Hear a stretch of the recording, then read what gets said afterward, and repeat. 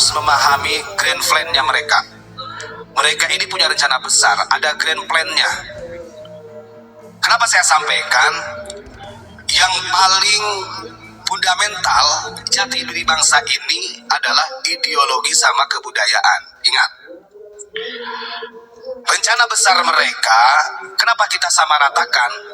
Karena mereka satu klan. Dan di sini kita tidak membahas masalah nasab, urusan nasab terserah, tapi dari doktrin-doktrin mereka, kemudian kita membaca grand plan-nya mereka. Maka kemarin kenapa saya sampaikan ada pergerakan yang secara masif di belakang layar Robito Alawiyah, yaitu organisasi ABI, Ahlul Bait Indonesia. Saya itu lihat dari organisasi ABI itu, mereka itu berani menyandingkan merah putih ya, bendera merah putih sebelah kanan, di kirinya merah putih tapi di tengahnya ada logonya. Itu sebenarnya kalau secara undang-undang sudah nggak boleh. Kenapa pemerintah diam? Ini masif loh. Kalau nggak percaya buka di channel Ahlul Bait TV. Ini grand plan. Sehingga akhir-akhir ini karena Robito Alawiyah tidak bisa menjawab tesis Kiai Imad, ini berbicara tentang tesis ya. Akhirnya muncullah ke permukaan tokoh-tokoh dari ABI tersebut, organisasi ABI, Ahlul Bait Indonesia. Dan hebatnya lagi mereka itu Ustadz Muhsin Al-Attas, Kiai Haji Hasan Al-Idrus, itu menggunakan istilah-istilah orang kita. Terus kemudian di antara mereka grand plan-nya ini, selain dia ingin merusak ideologi bangsa ini dalam tradisi kebudayaan, maka banyak. Kenapa para habaib, bahkan sampai muhibin-muhibinnya itu kalau ada orang kita yang sholawatan dengan nada-nada dangdut diprotes, goyang sedikit wah dangdutan. Padahal kalau kita ungkap, ketika mereka menyanyikan lagu gambus lah contohnya, ada salah satu lagu yang dulu, sekarang saya juga pemain gambus nih. Jangan kira lagu gambus yang dengan bahasa Arab itu adalah sholawat, bukan. Itu adalah lagu-lagu kalau di Indonesia gak jauh beda seperti lagu pop, lagu-lagu DJ, lagu-lagu dangdut, cuman menggunakan bahasa Arab. Contoh lagu Sa'lulinnas, Sa'lulinnas annak ya habibi katabul maktibul. Nah itu percintaan sebenarnya. Dan kalau kita lihat di majlis-majlis mereka, ketika ada gambus yang seperti itu, ya joget juga mereka. Para habaib juga joget. Kenapa?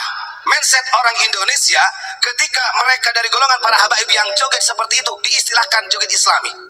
Sementara kita punya tradisi sendiri dikatakan bukan Islami. Padahal sama-sama tradisi. Ini diantaranya.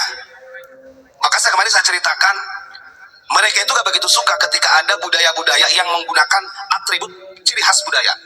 Gak suka mereka. Karena mereka itu ingin membawa kita semua, khususnya orang Indonesia, cara berpakaiannya harus seperti mereka. Itu yang keliru. Karena kita sudah memahami grand plan-nya mereka, maka kita sama ratakan. Mau itu dari ketua jatmannya, karena sudah jelas-jelas banyak kekeliruan dan sejarah-sejarah yang dibelokkan. Dan ingat satu catatan, bukan karena benci, justru karena cintanya kita kepada mereka. Barusan saja, di antara yang saya harus komentari lagi, ingat ini berkaitan dengan Habib Lutfi lagi. Sebenarnya mereka ini bukan masalah Habib yang lain, lebih baik pada Habib Lutfi, Pak. Saya yakin kalau orang Ansor Basri ini, kalimat kenapa sih disamaratakan, itu sebenarnya pembelaan pada Habib Lutfi. Sebenarnya itu jangan kira kita nggak tahu, di warna bahasanya kayak saya paham. Kenapa kita berani lantang menyampaikan bahwa itu salah, sekalipun itu adalah habaib, sekalipun itu adalah ulama sufi sedunia, kita salahkan. Sudah jelas kita punya bukti dari silsilah Sadiliyah, beliau jadikan habib, padahal itu orang Indonesia. Ada data terbaru mengenai tentang Thariqah Qadiriyah yang harus saya ungkapkan. Jadi ada sanad Thariqah Qadiriyah wa Naqsabandiyah yang katanya Habib Lutfi ini kan dari 45 Thariqah Mutabaroh ini beliau pegang 22 Thariqah. Wow. Di antaranya itu adalah selain Sadiliyah ada Thariqah Qadiriyah wa Naqsabandiyah. Saya pahami dalam silsilahnya, sanad mata rantainya, karena jangan sampai keliru. Apalagi berhubungan dengan TQN. Nah, Qadiriyah Naqsabandiyah bentar. Di dalam catatan ini, Habib Lutfi mengatakan mengambil sanad thariqahnya dari Al-Alim Al-Alamah. Beliau adalah As-Sayyid Al-Habib Imam Ali bin Umar bin Idrus bin Zain bin Qutbi Al-Ghaus, dari Al-Habib Alawi Bafaqih, dari Alawi negara Bali, dari Sayyid Ali bin Umar, dari Al-Alim Al-Alamah Auhad Al-Kabir, dari ulama Sayyidi Syekh Ahmad Khalil bin Abdul Latif Bangkalan. Nah, di dalam TKN kita tahu yang masyhur yang diangkat sebagai khalifah oleh Syekh Ahmad Khatib Sambas itu ada 3. Syekh Abdul Karim Banten, kemudian Syekh Tolha Cirebon, Syekh Ahmad Hasbullah Madura. Ini yang punya estafet untuk menyebarkan. Syekhona Khalil ketika beliau di Makkahul Mukarramah, beliau berbaiat kepada Syekh Ahmad Khatib Sambas, tapi beliau tidak membaiat. Awas, itu catatan. Syekhona Khalil tidak membaiat dan tidak menyebarkan TKN karena beliau lebih fokus di bidang kitab. Beliau lebih fokus di bidang kitab. Kenapa? Di sini kok bisa-bisanya Habib Lutfi mengambil sanad TKN dari Habib A, B, C, D sampai kepada Syekhona Khalil. Sementara dalam catatan TKN, Syekhona Khalil beliau adalah mursyid TKN dan Syekh Khatib Sambas, tapi beliau tidak menyebarkan. Ingat, ini sebenarnya kekeliruan sejarah yang harus kita luruskan. Jangan sampai nanti yang menjadi khalifah dari 3 ulama ini yang sudah menjadi sumbu daripada TKN ini nanti terhilangkan. Dan ini rencana besar, Pak. Maka saya katakan grand plan mereka itu adalah rencana besarnya dari kaum Ba'alawi. Ya monggo kalau mau ada yang menanggapi silahkan. Andai kata ada bukti akurat bisa datangi langsung kepada keluarga Syekhona Khalil. Karena Syekhona Khalil ini tidak membaiat, tidak menyebarkan. Walaupun beliau berbaiat langsung dari Syekh Khatib Sambas, tetap TKN yang menyebar di Nusantara ini melalui 3 ulama. Contoh, Syekh Ismail bin Abdul Rahim Khatibnya, beliau juga mursyid. Beliau juga mursyid TKN, tapi tidak menjadi penerus estafet yang 3 seperti Syekh Abdul Karim, Syekh Tolha, sama Syekh Ahmad Hasbullah Madura. Nah, ini kan ada kekeliruan, saya punya datanya nih, yang harus kita luruskan. Nah, dengan data-data seperti inilah, makanya dulu itu saya kemarin baru beberapa minggu, 1 bulanan lah, ketika saya sowan ke salah satu mantan PWNU Jawa Barat, ternyata dia juga menyampaikan begini. Ya sebenarnya dari dulu artinya Habib Lutfi seperti itu, cuma tidak ada yang berani. Nah, kalau sampai dibiarkan, sampai kapan ini? Grand plan-nya mereka, intinya mereka tetap ingin menjadi raja dan pribumi menjadi budak, itu saja sudah. Dalam berbagai aspek apapun, dalam segi keilmuan dan lain sebagainya. Ya kadang-kadang kan orang-orang yang ngapunten, orang-orang kita ini, contoh dulu ada yang sudah meninggal siapa, Habib Munzir dan lain sebagainya, melihat itu. Tapi mereka nggak paham visi mereka atau visi misi daripada mereka. Yang paling mudah kita baca itu adalah dari terjadinya geger Cilegon ketika Mufti Batawi sudah itu mengakar dan ke bawahnya akan seperti itu. Gitu ya. Jadi kenapa harus kita samaratakan? Ini sudah mengakar. Ini urusannya adalah lembaga. Mereka kan punya lembaga Rabithah Alawiyah. Nah, harusnya. Dan bahkan kalau mau sadar-sadaran, ada salah satu Habib juga dulu yang sempat dekat sama Abu Yamamah pun juga mengatakan demikian. Dia ketua asosiasi Habaib se-Asia Tenggara juga mengatakan begitu. Bahkan kalau bahasanya dia, para Habaib ini yang sekarang ini beda dengan yang dulu katanya. Sangat jauh. Artinya mereka sendiri sudah menyadari dengan cara mereka yang mendoktrin, cara mereka yang dawil dan lain sebagainya lah begitu. Jadi gak usah heran kalau gak percaya, tinggal disaksikan aja. 3 organisasi ini, lembaga ini kuat. Kemarin sudah saya sampaikan, ada Rabithah Alawiyah, ada organisasi ABI Ahlul Bait Indonesia, dan ada secara organisasi yang militan lagi untuk mencari makam-makam keramat, diantaranya Petanisia.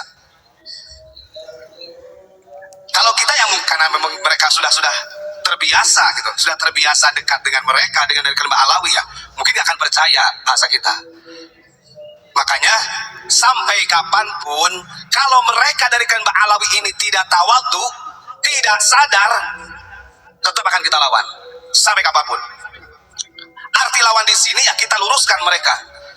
Jangan sampai ada istilah orang Arab lebih mulia daripada orang Ajam, orang Yaman lebih mulia daripada orang Indonesia. Itu keliru, tempeleng saja kalau seperti itu. Jadi banyak kekeliruan yang kita bahas beberapa kali. Kita bahas contoh seperti NU berdiri itu berdasarkan izin restu dari Habib. Nah itu yang harus kita pahami. Jangan sampai ulama-ulama kita ini ditenggelamkan dengan mereka.